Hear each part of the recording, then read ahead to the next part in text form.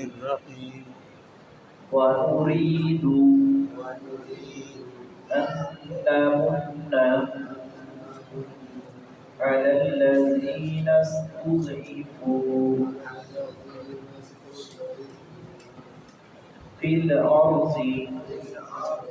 ونجعلهم أئمة ونجعلهم الوارثين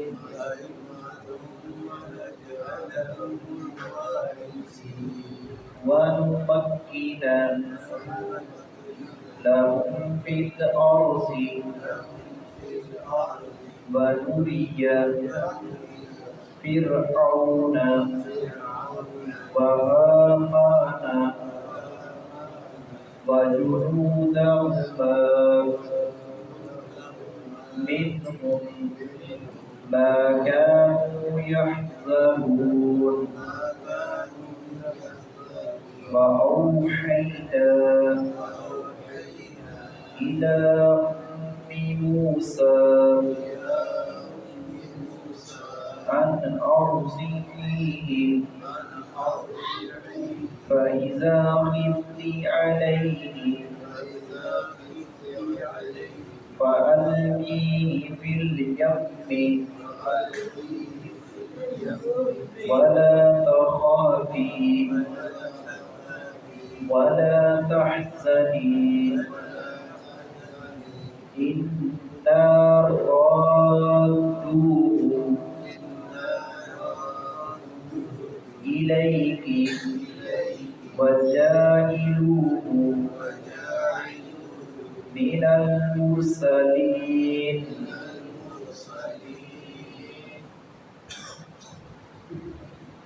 انبیاء کرام جن اقوام کی طرف آئے ہیں ان کے اوپر بڑا ظلم و ستم بھی کیا گیا اور ان کے خلاف بڑی بڑی لمبی چوڑی سازشیں اور پلانیں کی گئیں. حضرت ابراہیم علیہ السلام نے حضرت یوسف علیہ السلام کا قصہ اور اسی طرح رسول اکرم صلی اللہ علیہ وسلم کے خلاف کیا کچھ کیا گیا. یہاں موسیٰ علیہ السلام کا تذکرہ ہو رہا ہے کہ موسیٰ علیہ السلام ابھی پیدا ہونے والے ہیں اور یہ فرعون جو ظلم کرتا تھا، بچوں کو ذبح کر دیتا تھا اور بیٹیوں کو زندہ رکھتا تھا اپنی حوث کے لیے.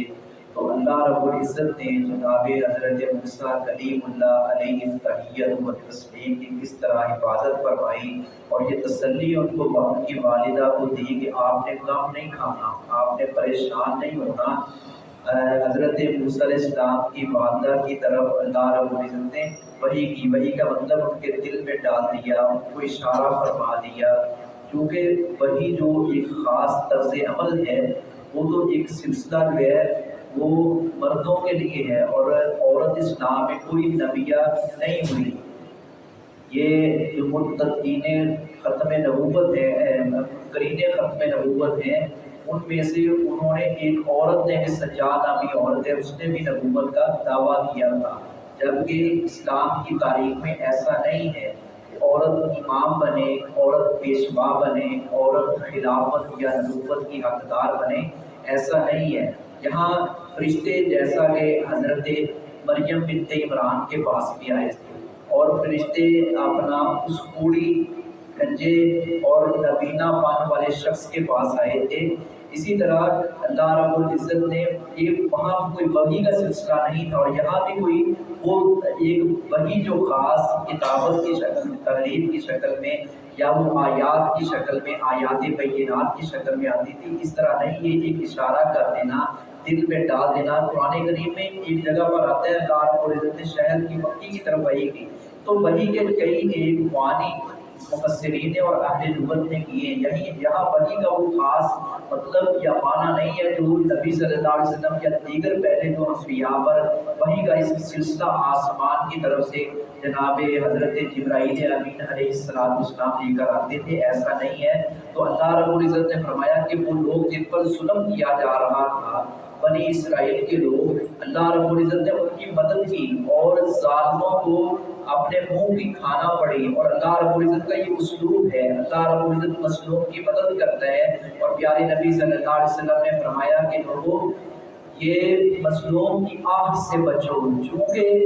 مظلوم جو ہے اس کی آپ فوراً اللہ رب العزت کے عرش تک جا پہنچتی ہیں، اس کے درمیان کوئی پردہ حائل نہیں ہوتا۔ تو یہاں مظلوم ہو اور پھر مسلمان ہو تو پھر اللہ رب العزت اس کی مدد کی ایک نہ ایک دن آتی ہے، اور اللہ رب العزت کی لاٹھی بڑی بے آواز ہے، اور اللہ رب العزت ظالموں پر پھر اپنا غضب اور اپنا عذاب بھیجتا ہے۔ وَنُرِيدُ اور ہم چاہتے تھے ان یہ کہ ہم احسان کریں الذین ان لوگوں پر جو استضعفوا کمزور کر دیے گئے تھے فی الارض زمین میں، وہ بنی اسرائیلی جو کمزور کر دیے گئے تھے، جن پر ظلم کیا جا رہا تھا اور تسلسل کے ساتھ ظلم ہو رہا تھا، ہم چاہتے تھے کہ بنجعلہم یہ کہ ہم بنائے ان کو ائمۃ امام پیشوا اور رہنما بنائے، بنجعلہم الوارثین اور ہم بنائے انہیں وارث، اس ملک کا، اس علاقے کا، اس خطے کا وارث بنائے، ونمکنا اور ہم قدرت دیں، ہم اقتدار دیں ان کو لہم فی الارض اس زمین میں، اس مصر میں، اس زمین میں ہم ان کو اقتدار دیں، ونوری اور ہم دکھائیں فرعون و حامان، فرعون اور حامان کو۔ یہ فرعون کا وزیر تھا حامان، جس طرح کا وہ ظالم تھا اس کا یہ وزیر یہ بھی ظالم تھا، وجنودہ اور دونوں کے لشکروں کو منہم ان کی آنکھوں سے، ما کانوا یحذرون وہ جس چیز سے تھے ڈرتے، وَأَوْحَيْنَا اور ہم نے الہام کیا، ہم نے دل میں ڈال دیا، الہ ام موسیٰ علیہ السلام کی ماں کے، ان ارضی یہ کہ تو دودھ پلا، فَإِذَا خِفْتِ پھر جب تو ڈرے، علیہ اس پر، اس واقعہ سے ڈرے کہ میرے بچے کو کچھ ہونا جائے بات کی، تو ڈال دے اسے فی الیمی دریا میں، وَلَا تَخَافِي اور نہ تو ڈرنا، وَلَا تَحْزَنِي اور نہ تو غم کھانا۔ یہ اللہ رب العزت تسلی دے رہا ہے کہ غم نہیں کھانا، ڈرنا نہیں ہے۔ اور یہی الفاظ ان اللہ لا تحزن معنا جناب حضرت ابوبکر صدیق رسول اکرم صلی اللہ علیہ وسلم کے ساتھ جب غار میں تھے، تو حضرت ابوبکر صدیق رضی اللہ تعالیٰ عنہ رسول اکرم صلی اللہ علیہ وسلم کی جان کو خطرے میں دیکھ کر کے کہیں رسول اکرم صلی اللہ علیہ وسلم پر حملہ آور نہ ہو، تو اللہ رب العزت نے تسلی دی کہ ثانی اثنین اذ ہما فی الغار اذ یقول لصاحبہ لا تحزن ان اللہ معنا۔ یہ جگہ جگہ قرآن حدیث میں یہ الفاظ انبیاء کرام کے لیے بولے گئے ہیں۔ اللہ رب العزت مختلف الفاظ میں، مختلف انداز میں ان لوگوں کو تسلی و تشفی دی کہ تمہارے ساتھ میں رب ہوں، تمہارے ساتھ ہمارا ساری دنیا پیچھا چھوڑ دے، ساری دنیا جو ہے وہ پیچھے ہٹ جائے اور مخالف ہو جائے، تو میں رب جس کو اپنا پکڑنے پہ آؤں تو ساری دنیا جو ہے وہ ایک سائیڈ پہ ہو، میں اکیلا رب پکڑ کر ان کو عبرت کا نشان بنا دوں۔ اِنَّا رَادُوهُ بِلَا شُبْهَةٍ ہم لانے والے ہیں الیک تیرا، ہم تو لانے والے ہیں الیک تیری طرف، وجاعلہ اور بنانے والے ہیں اسے من المرسلین رسولوں میں سے، کہ ہم یہ موسیٰ علیہ السلام جو ہیں یہ اس بچے کو آپ واپس تیری طرف لوٹائیں گے اور پھر اس کو رسول بھی بنائیں گے، وما علیہ